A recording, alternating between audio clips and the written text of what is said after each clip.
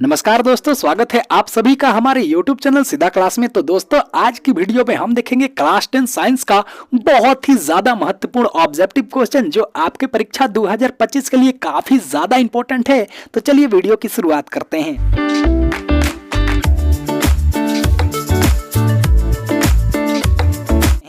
देखिए, हमारा पहला प्रश्न क्या बोलता है, और हाँ, आपको लास्ट में करना है कमेंट कि आपका कितना सही हुआ। तो चलिए देखते हैं आपका कितना सही हुआ। पहला प्रश्न हमारा बोलता है कि निम्न में से कौन ऑक्सीकरण की क्रिया नहीं है, मतलब जिसमें ऑक्सीजन का यूज नहीं होता है। ऑप्शन है दहन, बी ऑप्शन है श्वसन, सी ऑप्शन है भोजन का पाचन, डी ऑप्शन है अवक्षेपण। तो मैं आपसे बता दूं दोस्त कि दहन में ऑक्सीजन का यूज होता है और श्वसन में भी ऑक्सीजन का यूज होता है, भोजन के पाचन में भी ऑक्सीजन का यूज होता है, लेकिन अवक्षेपण में ऑक्सीजन का यूज नहीं होता है। इसका मतलब अवक्षेपण एक ऑक्सीकरण क्रिया नहीं है। तो हमारा डी ऑप्शन बिल्कुल ही सही हो जाएगा। आपको याद करके जाना है, आपके बोर्ड एग्जाम के लिए बहुत ही ज्यादा इंपॉर्टेंट क्वेश्चन है। दूसरा प्रश्न हमारा बोलता है निम्नलिखित में कौन प्राकृतिक सूचक है। तो आपको याद कर लेना है कि हल्दी जो होता है ना, वो प्राकृतिक सूचक होता है। तो हमारा ये ऑप्शन बिल्कुल ही सही हो जाएगा। आइए देखते हैं अगले प्रश्न को। अगला प्रश्न क्या बोलता है, विद्युत हीटर की तार की कुंडली बनी होती है, मतलब जो विद्युत हीटर में ऐसी तारें होती हैं ना, वो क्या चीज की बनी होती है। ए ऑप्शन है तांबा की, बी ऑप्शन है जास्ता की, सी ऑप्शन है टंगस्टन की और डी ऑप्शन नाइक्रोम की। तो जल्दी बताइए मेरे दोस्त, जो विद्युत हीटर में तार होती है वो क्या चीज की बनी होती है। तो आपको याद करके जाना है क्या चीज की बनी होती है, नाइक्रोम की। तो हमारा डी ऑप्शन बिल्कुल ही सही हो जाएगा। आइए देखते हैं अगले प्रश्न को। अगला प्रश्न क्या बोलता है, चुंबकीय बल रेखा की प्रकृति होती है। ए ऑप्शन है काल्पनिक, बी ऑप्शन है वास्तविक, सी ऑप्शन है ए और बी दोनों, डी ऑप्शन है कोई नहीं।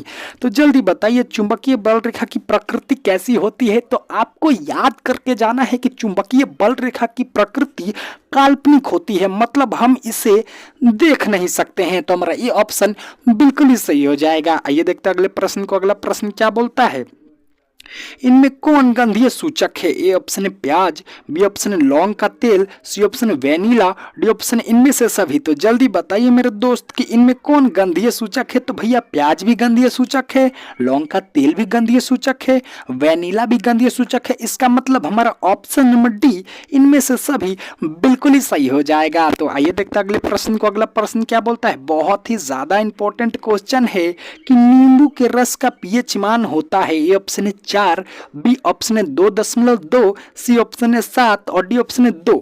तो जल्दी बताइए मेरे दोस्त कि नींबू के रस का पीएच मान कितना होता है। तो आपको याद कर लेना है कि नींबू के रस का पीएच मान 2.2 होता है। काफी ज्यादा इंपॉर्टेंट क्वेश्चन है। तो हमारा बी ऑप्शन बिल्कुल ही सही हो जाएगा। आइए देखते हैं अगले प्रश्न को। अगला प्रश्न क्या बोलता है, पित्त किस भोज्य पदार्थ का विखंडन करता है। ए ऑप्शन है प्रोटीन का, बी ऑप्शन है वसा का, सी ऑप्शन है कार्बोहाइड्रेट का, डी ऑप्शन है विटामिन का। तो जल्दी बताइए पित्त किस भोज्य पदार्थ का विखंडन करता है। तो पित्त वसा का विखंडन करता है। तो हमारा बी ऑप्शन बिल्कुल ही सही हो जाएगा। आपको याद कर लेना है। तो आइए देखते हैं अगले प्रश्न को। अगला प्रश्न क्या बोलता है, ग्लोबल वार्मिंग के लिए उत्तरदायी गैस है, मतलब जो सबसे ज्यादा प्रदूषक गैस है वो कौन है। तो आपको याद कर लेना है दोस्त, जो सबसे ज्यादा प्रदूषक गैस है, जो ग्लोबल वार्मिंग के लिए उत्तरदायी गैस है, वो है कार्बन डाइऑक्साइड, मतलब CO2। तो हमारा डी ऑप्शन बिल्कुल ही सही हो जाएगा। आइए देखते हैं अगले प्रश्न को। अगला प्रश्न क्या बोलता है मेरे दोस्त, निम्नलिखित में किस धातु को केरोसिन तेल में डुबाकर रखा जाता है, मतलब मिट्टी के तेल में डुबाकर रखा जाता है। ऑप्शन है पारा को, बी ऑप्शन है सोडियम को, सी ऑप्शन है तांबा को, डी ऑप्शन है सोना को। तो जल्दी से बताइए निम्नलिखित में किस धातु को केरोसिन तेल में डुबाकर रखा जाता है। तो सोडियम को केरोसिन तेल में डुबाकर रखा जाता है। तो हमारा बी ऑप्शन बिल्कुल ही सही हो जाएगा। ऐसा इसलिए दोस्त कि सोडियम ऑक्सीजन के साथ अभिक्रिया करके जलने लगता है, इसीलिए उसे केरोसिन के तेल में, मतलब माटी के तेल में डुबा कर रखा जाता है। तो आइए देखते हैं अगले प्रश्न को। अगला प्रश्न क्या बोलता है, वह धातु जो सिर्फ अम्ल राज में घुलता है। तो ए ऑप्शन है हमारा एल्यूमिनियम, जिसे हम एल से प्रदर्शित करते हैं, बी ऑप्शन है गोल्ड, जिसे हम एयू से प्रदर्शित करते हैं, और सी ऑप्शन है फेरस, जिसे हम एफी से प्रदर्शित करते हैं, और डी ऑप्शन है हमारा कॉपर, जिसे हम सीयू से प्रदर्शित करते हैं। तो जल्दी बताइए मेरे दोस्त कि वह कौन धातु है जो सिर्फ अम्ल राज में घुलता है, ऐसे वैसे नहीं घुलेगा। तो वो भैया जो गोल्ड होता है ना वो सिर्फ अम्ल राज में घुलता है। तो हमारा बी ऑप्शन बिल्कुल ही सही हो जाएगा, जिसे हम एयू से प्रदर्शित करते हैं। तो आइए देखते हैं अगले प्रश्न को। अगला प्रश्न क्या बोलता है, कोयला एवं पेट्रोलियम महत्वपूर्ण संसाधन है। मतलब कोयला और पेट्रोलियम कौन सा संसाधन है? ए ऑप्शन है वनस्पति ईंधन, बी ऑप्शन है जलीय चक्रण, सी ऑप्शन है जीवाश्म ईंधन, डी ऑप्शन है उपयुक्त सभी। तो मैं आपको बता दूं, कोयला और पेट्रोल भैया जीवों से बना है। मतलब जो पुराने जमाने के जितने जीव थे, धरती पलट गया था, दबा गए थे, उसी से ये बनता है। तो वो क्या है भाई? तो वो है जीवाश्म ईंधन। तो हमारा जो सी ऑप्शन होगा वो बिल्कुल ही सही हो जाएगा। आइए देखते हैं अगले प्रश्न को। अगला प्रश्न क्या बोलता है, टेस्ला किस भौतिक राशि का एसआई मात्रक है? काफी ज्यादा इंपॉर्टेंट क्वेश्चन है। तो ये ऑप्शन है विद्युत धारा, बी ऑप्शन विभवांतर, सी ऑप्शन चुंबकीय क्षेत्र, डी ऑप्शन इनमें से कोई नहीं। तो जल्दी से बताइए टेस्ला किस भौतिक राशि का मात्रक है? तो आपको याद करके जाना है, टेस्ला चुंबकीय क्षेत्र का मात्रक है। तो हमारा सी ऑप्शन बिल्कुल ही सही हो जाएगा। आइए देखते हैं अगले प्रश्न को। अगला प्रश्न क्या बोलता है, फैराडे ने विद्युत चुंबकीय प्रेरक के कितने नियम का प्रतिपादन किया? ऑप्शन है 2, बी ऑप्शन है 3, सी ऑप्शन है 1, डी ऑप्शन है 4। तो जल्दी बताइए माइकल फैराडे ने विद्युत चुंबकीय प्रेरक के कितने नियम का प्रतिपादन किया? तो सिर्फ एक नियम का प्रतिपादन किया। तो हमारा सी ऑप्शन बिल्कुल ही सही हो जाएगा। आइए देखते हैं अगले प्रश्न को। अगला प्रश्न क्या बोलता है, किस गैस का उपयोग खाना बनाने में नहीं किया जाता है? ए ऑप्शन है सीएनजी, बी ऑप्शन है भैया एलपीजी, सी ऑप्शन है बायोगैस, डी ऑप्शन है कोयला।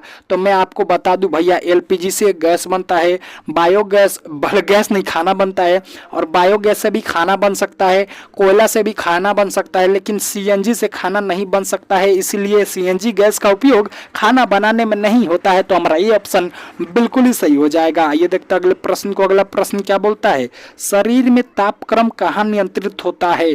तो आपको याद कर लेना है, ए ऑप्शन है हमारा पिट्यूटरी में, बी ऑप्शन है सेरिबेलम में, सी ऑप्शन है स्पाइनल कार्ड में, डी ऑप्शन है हाइपोथैलेमस में। तो जल्दी से बताइए शरीर में तापक्रम कहाँ नियंत्रित होता है? तो हाइपोथैलेमस में नियंत्रित होता है। तो हमारा डी ऑप्शन बिल्कुल ही सही हो जाएगा। आइए देखते हैं अगले प्रश्न को। अगला प्रश्न क्या बोलता है, रक्त में ग्लूकोज की मात्रा नियंत्रित रहती है तो किसके कारण भैया? तो इंसुलिन के कारण नियंत्रित रहती है रक्त में ग्लूकोज की मात्रा। तो हमारा बी ऑप्शन बिल्कुल ही सही हो जाएगा। आइए देखते हैं अगले प्रश्न को। अगला प्रश्न क्या बोलता है कि मादा में निषेचन कहाँ होता है? ऑप्शन है अंडाशय में, बी ऑप्शन है फिलोपियन नलिका में, सी ऑप्शन है गर्भाशय में, डी ऑप्शन है योनि में। तो जल्दी बताइए मादा में निषेचन कहाँ होता है? तो आपको याद कर लेना है, मादा में निषेचन फिलोपियन ट्यूब मतलब फिलोपियन नलिका में होता है। तो हमारा बी ऑप्शन बिल्कुल ही सही हो जाएगा। ये देखते हैं अगले प्रश्न को। अगला प्रश्न क्या बोलता है, इंसुलिन की कमी से होता है? ए ऑप्शन है घेंघा, बी ऑप्शन है बौनापन, सी ऑप्शन है मधुमेह, डी ऑप्शन है इनमें से कोई नहीं। तो जल्दी बताइए दोस्त कि इंसुलिन की कमी से कौन सा रोग होता है? तो इंसुलिन की कमी से मधुमेह रोग होता है। तो हमारा सी ऑप्शन बिल्कुल ही सही हो जाएगा। यहीं पर अगर आ जाता आयोडीन की कमी से कौन सा रोग होता है? तो आयोडीन की कमी से घेंघा रोग होता है। तो हमारा ये ऑप्शन उस समय बिल्कुल सही हो जाता है। आइए देखते हैं अब अगले प्रश्न को। अगला प्रश्न क्या बोलता है, पुष्प का कौन सा भाग फल बनता है? ऑप्शन है परागकोश, बी ऑप्शन है वतिकाग्र, डी ऑप्शन है वतिका, डी ऑप्शन है अंडाशय। तो जल्दी से बताइए मेरे दोस्त पुष्प का कौन सा भाग फल बनता है? तो आपको याद करके जाना है कि पुष्प का जो अंडाशय भाग होता है ना, वही फल बनता है। तो हमारा डी ऑप्शन बिल्कुल ही सही हो जाएगा। देखते हैं आज के आखिरी प्रश्न को। तो मछली के हृदय में कितने कोष्ठ होते हैं? और हाँ, कमेंट जरूर कीजिएगा कि आपका कितना सही हुआ। ये ऑप्शन है 1, बी ऑप्शन है 2, सी ऑप्शन है 3 और डी ऑप्शन है 4। मतलब मनुष्य में हम लोगों में तो 4 होता है भैया, कोष्ठ हृदय कोष्ठ 4 होता है ना, वही आपको बताना है मछली में कितना होता है। तो मछली में सिर्फ 2 ही होता है। तो हमारा बी ऑप्शन बिल्कुल ही सही हो जाएगा। इसी के साथ आज के VVI ऑब्जेक्टिव क्वेश्चन का सेशन होता है समाप्त। मिलते हैं आपसे कल एक नए ऑब्जेक्टिव के वीडियो में। तब तक आप हमारे चैनल सीधा क्लास को सब्सक्राइब कर दे और अपने दोस्तों में भी शेयर कर दे जी। धन्यवाद।